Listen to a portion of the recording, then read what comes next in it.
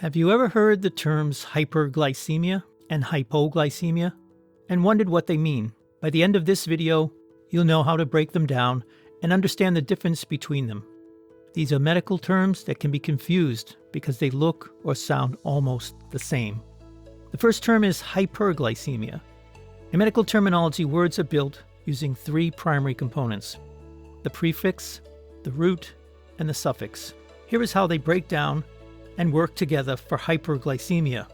First, the prefix, hyper, which means above, over, or excessive. Next is the main word, or the root, glyce, meaning glucose or sugar. Finally, the suffix at the end is emia, which means a blood condition. So hyperglycemia means the condition of excessive blood glucose.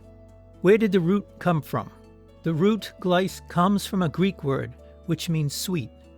And what does hyperglycemia actually mean? Hyperglycemia is defined as an abnormally high level of glucose in the blood. It occurs when the body doesn't have enough insulin or can't properly use the insulin it does have, causing an excessive amount of glucose to build up in the blood instead of being carried into cells for energy. The second term is hypoglycemia.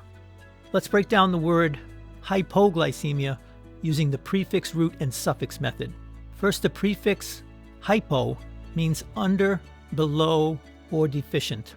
Next up is the same main root as in hyperglycemia, glyce, meaning glucose. Again, this word ends in the suffix emia, which means a blood condition. Put it all together, hypoglycemia is the condition of a deficient or low blood glucose. Where did the root word come from? The same root appears in hyperglycemia.